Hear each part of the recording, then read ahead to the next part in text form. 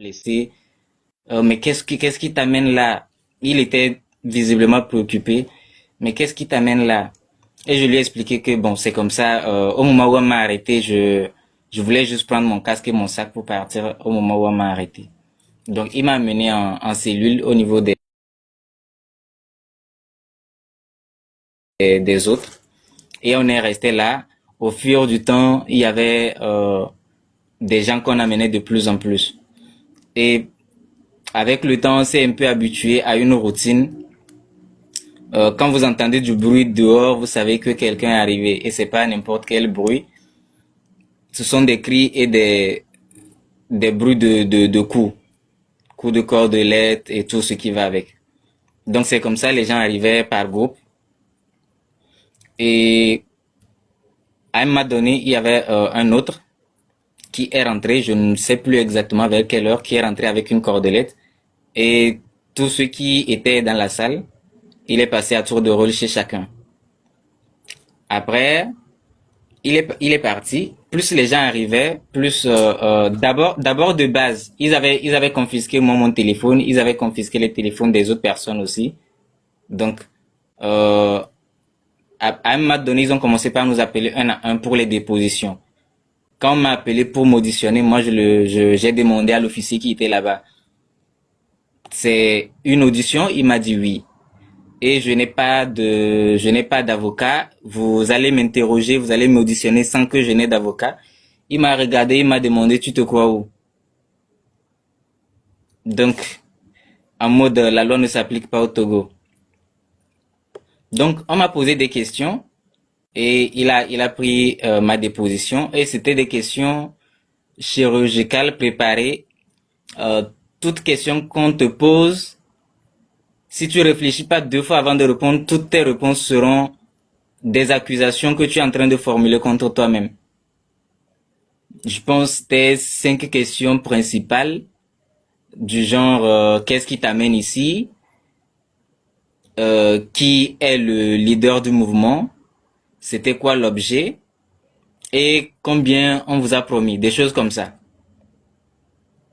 Donc chaque réponse que tu donnais était en fait un piège qui t'incrimine de tout. Donc après on peut te coller tous les chefs d'accusation qu'on veut. Ils nous ont auditionné. Moi personnellement, j'ai eu à faire près de 10 dépositions parce que à un moment donné, on te confie, il y a tel qui vient te questionner, tel qui vient te questionner par après. Et il y a même des gens que je crois être de l'ANR, l'Agence nationale des renseignements, qui nous ont aussi auditionnés. C'est là que eux, ils ont offert un spectacle, mais tellement théâtral. On m'a posé les questions et quand je répondais, il y a, paraît-il, je crois, un qui m'a reconnu comme étant le président de la synergie des élèves étudiants du Togo. Donc, il a viré sur le volet universitaire.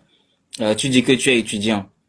Est-ce que tu es militant d'une association estudiantine? C'est laquelle? Et je l'ai dit, c'est la synergie. À l'université, quand vous voulez faire des manifestations, qu'est-ce que vous faites? Vous ne demandez pas d'autorisation? Je lui ai dit oui. Et en fait, il s'est basé sur ça. Il m'a posé des questions. Comment j'ai fait pour mobiliser les étudiants pour sortir? Je lui ai répondu que moi, j'avais mobilisé personne. J'étais sorti comme un citoyen, comme tout autre citoyen. Donc, je suis sorti comme ça que non. Je suis la porte-voix des étudiants. Donc, tous les étudiants qui étaient là-bas sont sortis parce que moi, je leur ai demandé de sortir. Donc, en fait, c'est moi le chef d'orchestre. Donc, ils tiennent le fauteur principal du trouble. Il m'a demandé de me lever, je me suis levé. Il m'a demandé de me mettre contre le mur quelque part là-bas. Et vous voyez comme dans les films américains, quand on arrête un meurtrier ou un terroriste, les photos qu'on lui fait prendre de profil, gauche, droite, dos, complet et tout. Donc ils ont fait tout le théâtre, ils m'ont pris presque une dizaine de photos et on m'a ramené en cellule. On m'a ramené en cellule de toute la journée.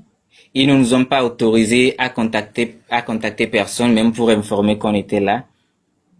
Et une fois la nuit tombée, même avant la tombée de la nuit, je pense la dernière fois, Amavi vous a raconté que on nous avait donné un seau. On était 35 personnes, hommes et femmes confondus. Il y avait 11 femmes et au total, on était 35 personnes.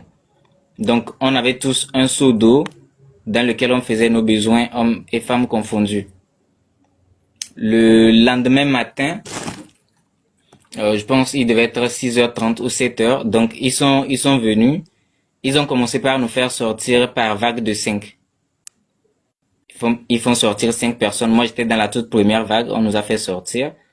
On m'a posé des questions, de répéter ce que j'avais dit hier dans ma déposition. J'ai répété.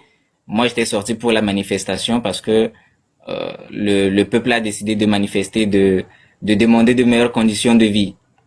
Voilà, moi je leur ai répété ça et ils m'ont montré un couloir que d'aller. J'ai suivi les autres dans le couloir et arrivé dans le couloir, on est resté là-bas. Après ils sont arrivés et ils avaient puisé de l'eau qu'ils avaient mis dans ce qu'on peut appeler des grandes bassines déposées là. Donc c'est à ce moment qu'ils ont commencé ce qu'ils appellent le café matinal spécial de chez eux. Donc une séance de torture qui consiste à vous verser de l'eau dessus et à vous frapper avec des cordelettes. Donc ça a un nom, café matinal du matin, c'est ça? Oui. Okay. D'accord. Donc on attachait les pieds des gens, on leur frappait dans la paume des pieds et ensuite aux fesses et au dos.